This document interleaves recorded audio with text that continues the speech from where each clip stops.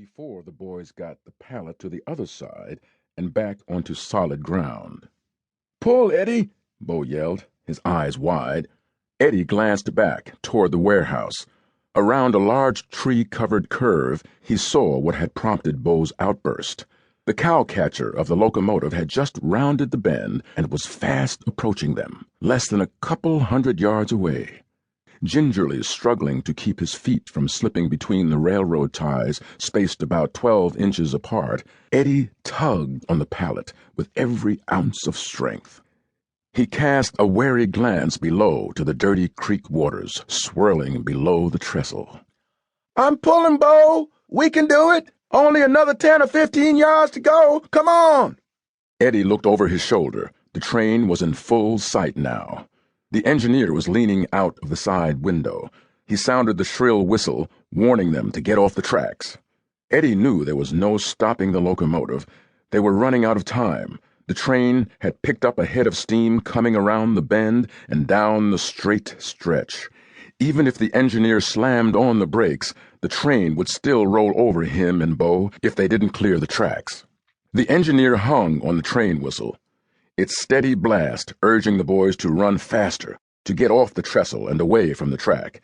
The whistle screamed as the train bore down upon Eddie and Bo. "5 yards, Bo!" Eddie yelled. "Just 5 more yards! Don't give up! Don't let go! We can do it!" Splinters from the rough-hewn wooden pallet pierced Eddie's fingertips as he clutched the wood, dragging it down the vibrating rails. They had hauled it this far. He wasn't going to let loose of it now. "Almost there!" Bo grunted, his words barely over the roaring locomotive. "Roll to the right!" he called to his younger brother. With one foot still on the trestle and one off, Eddie gripped the pallet and lunged. Bo gave a mighty heave of the pallet, lifting it off the track and toppling it in Eddie's direction as both boys dove for the weeds and rolled down the embankment just as the train's cow-catcher cleared the trestle, thundering past the panting boys. The long line of boxcars clacked along the tracks as Eddie and Bo scrambled to their feet and began tugging thistles out of their clothing. "Whew, that was close. You okay?" Bo said. "Yeah, I think so." Eddie studied his bloody fingertips. "My set shot's going to be a little rough for a week or so, but I'll live. How's the backboard?" Bo trudged up the embankment where the pallet was lying on the ground just clear of the tracks. "Looks like it's still in one piece. Come on, let's get it home." "Help me get it back on the track," Eddie said, "and we can slide this thing all the way back to the house. Yeah, I don't think another train will be coming through for a little while." The boys lugged the pallet back onto the rail and resumed dragging it toward their home.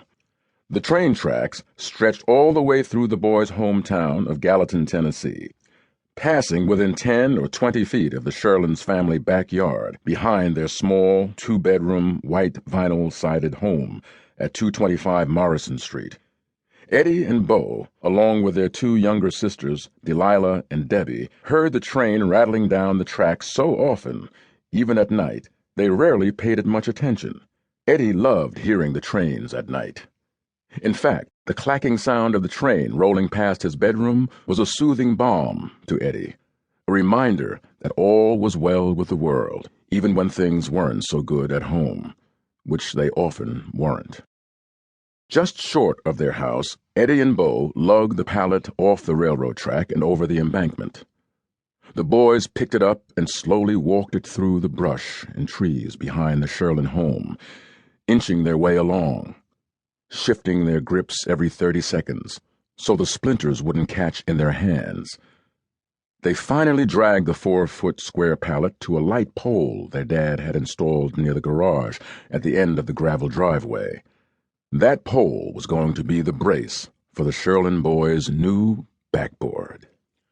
Bo found a ladder in the garage, and Eddie grabbed a hammer and some 8-penny nails from the tool shed. "Do you think these nails will hold up?"